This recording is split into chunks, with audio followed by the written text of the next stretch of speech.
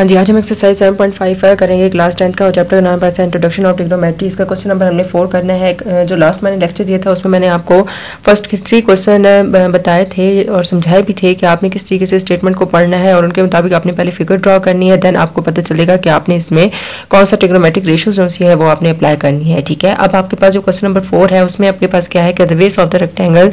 सबसे पहले हमने क्या करना है कि एक रेक्टेंगल बनाना है और उसकी जो बेस है वो कितनी है 25 फीट है and the height of the rectangle, जबकि रेक्टेंगल की जो हाइट है वो हमारे पास 13 फीट है। ठीक है, फाइंड द एंगल, हम लोगों ने एंगल फाइंड करना है that the diagonal of the rectangle make with the base, जो कि क्या करता है कि जो रेक्टेंगल का डायगोनल होता है ना वो एंगल जो बनाता है वो बेस के साथ बनाता है, यानी कि रेक्टेंगल की जो बेस है उसके साथ जो एंगल बनता है वो हमने फाइंड आउट करना है। ठीक है, सबसे पहले मैंने ये रेक्टेंगल एक बना लिया ये। ठीक है, अब ये इसकी क्या आ जाती है, ये इसकी बेस आ जाती है। ठीक है, अब ये जो बेस हमारे पास है ये 25 फीट है, जबकि ये जो हाइट हमारे पास है ये हमारे पास 13 फीट है।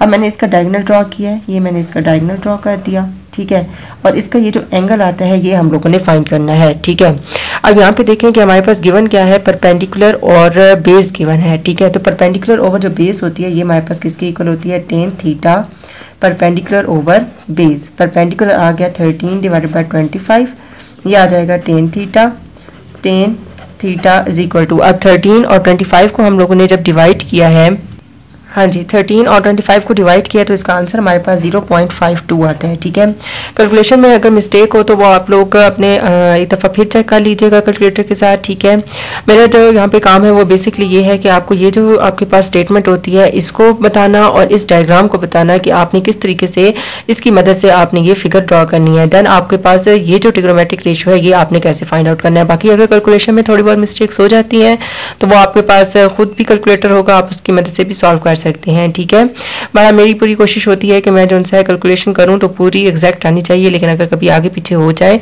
तो आप उसको एक दफ़ा खुद भी चेक कर लिया करें। ठीक है, मतलब कि बेसिकली काम मेरा ये वाला होता है जो आपको मैंने समझाने वाला करना होता है। ठीक है, हाँ जी, अब यहाँ पर हमारे पास tan theta is equal to 0.52 आ जाता है। अब यहाँ पर theta is equal to tan inverse, tan है दूसरी साइड पे जाएगा तो इनवर्स हो जाएगा 0.52। अब हमने इसको कर दिया है इनवर्स, इनवर्स जब इसका मैंने लिया है तो ये आता है 27.47 डिग्री। ठीक है, बहुत ही सिंपल है, सही है, बहुत ही सिंपल सा है। ठीक है, सबसे पहले आपने ये करना है रेक्टेंगल बना लेना है। एक रेक्टेंगल बनाने के बाद उसकी बेस और हाइट को आपने लेबल कर लेना है। ठीक है, यानी कि आपने लिख लेना है, इनकी हाइट भी लिख लेनी है और इसकी बेस भी लिख लेनी है। उसके बाद आपने जो एंगल होता है वो फाइंड आउट करना है। एंगल किस तरह बनेगा, जो डायगोनल होगा वो आपने ड्रॉ करना है। ठीक है, और वो क्या करेगा, जो रेक्टेंगल की बेस है उसके साथ एंगल बना लेगा। ठीक है, अब परपेंडिकुलर और बेस आपके पास मौजूद है। ये परपेंडिकुलर और जो बेस होता है ये आपके पास tan में आता है। tan का आपने ट्रिग्नोमेट्रिक रेशियो अप्लाई किया है और उसके बाद आपने सिंप्लीफाई इसको कर लिया है। ठीक है, अब हम इसका क्वेश्चन नंबर जो 5 है वो हम लोग कर लेते हैं। ठीक है, क्वेश्चन नंबर 5 हमारे पास क्या है इसका, कि rocket is launched and climbs at constant angle of 80। एक रॉकेट को हमने लॉन्च किया और जो इसकी हाइट आ रही है यानी जिस तरफ को वो जा रहा है उसका जो एंगल बन रहा है वो 80 बन रहा है। ठीक है, फाइंड द अल्टीट्यूड, आपने हाइट इसकी फाइंड करनी है आफ्टर इट ट्रैवल 5000 मीटर। जो इसने ट्रैवल किया है वो 5000 मीटर डिस्टेंस ट्रैवल किया है। ठीक है, सबसे पहले हमने एक रॉकेट को लॉन्च कर लिया है, ये हमने रॉकेट लॉन्च किया है। ठीक है, ऐसे। ठीक है, ये रॉकेट है, ये इसका जो एंगल बन रहा है ये 80 बन रहा है। ठीक है, इसकी आपने अल्टीट्यूड फाइंड आउट करनी है और ये जो ट्रैवल जितना किया है वो आपके पास 5000 मीटर ट्रैवल किया है। ठीक है, अब यहाँ पे आपको क्लियर नजर आ रहा है कि आपके पास जो परपेंडिकुलर है और जो हाइपोटेनस है वो गिवन है। अब ये जो हमारे पास परपेंडिकुलर ओवर हाइपोटेनस आता है ये आपके पास किसका आ रहा होता है, साइन का आ रहा होता है। ठीक है, अब यहाँ पे लिख लेते हैं साइन थीटा, थीटा की जगह 80 है। ठीक है, ये आ जाएगा परपेंडिकुलर ओवर हाइपोटेनस। अब परपेंडिकुलर आ जाता है BC और हाइपोटेनस आ जाता है AC। BC की जगह पर हम H पुट कर देते हैं और AC की जगह पर 5000, जबकि आपके पास ये साइन 80 है। ठीक है, अब साइन 80 जो हमारे पास आ रहा है वो आपके पास क्या आता है वो हम देख लेते हैं। हाँ जी, साइन 80 हमारे पास 0.98 आता है। ठीक है, अब हमने क्या करना है कि H यानी अल्टीट्यूड फाइंड आउट करना है। हम इसको यहाँ ले जाते हैं,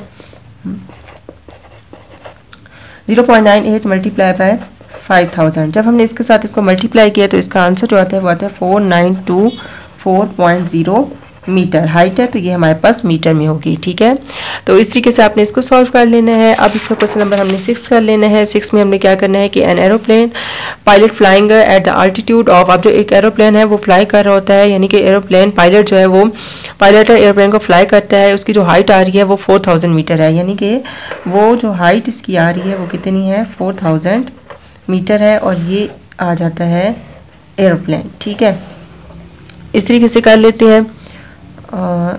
ठीक है, हाँ जी।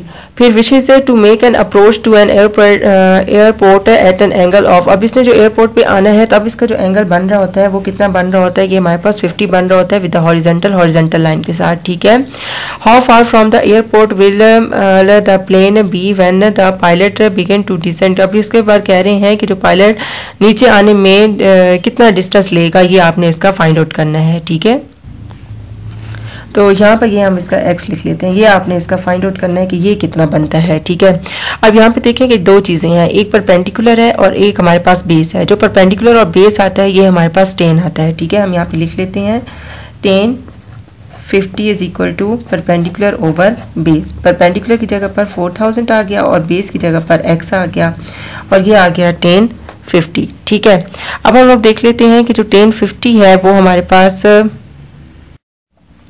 हाँ जी, अब हमने क्या करना है x यहाँ ले जाते हैं 4000 और डिवाइड बाय 1050 यहाँ लिख लेते हैं। ठीक है, अब ये आ जाएगा 4000 और जो 1050 आता है वो 1.1917 आता है। इन दोनों को आपस में हमने डिवाइड किया तो इसका आंसर आ गया 3356.5 मीटर। ये आ गई x, यानी जितना आपके पास नीचे आने में जो टाइम लेता है, यानी डिसेंट जो इसका, यानी नीचे आने में जो इसका कवर करता है ये डिस्टेंस, वो हमारे पास 3356.5 मीटर ये कवर करता है। ठीक है, बहुत ही सिंपल सा है, इसको आपने कैलकुलेशन करनी है, बहुत ही केयरफुली सॉल्व करना है कैलकुलेटर से। ठीक है, और बस आपने ये इसका देखना है कि आपके पास जब फिगर होती है, फिगर ड्रॉ करनी है तो आपने किस तरीके से करनी है, पहले स्टेटमेंट को अच्छे से रीड आउट करना है, देन वो जो चीज़ कह रहे होते हैं वो आपने ड्रॉ करते जाना है। सबसे पहले उन्होंने देखे एरोप्लेन पायलट एरोप्लेन हम लोगों ने ड्रॉ किया और इसकी जो हाइट है वो हमारे पास यानी जितनी ऊंचाई पे है वो 4000 पे है। ठीक है, फिर आपने क्या करना है कि एंगल बना लेना है जो कि हॉरिजॉन्टल यानी नीचे वाली लाइन के साथ, इसके यानी बेस के साथ, इसके साथ जो एंगल बन रहा है वो 50 है। ठीक है, फिर उसके बाद हमने ये देखना है कि नीचे आने में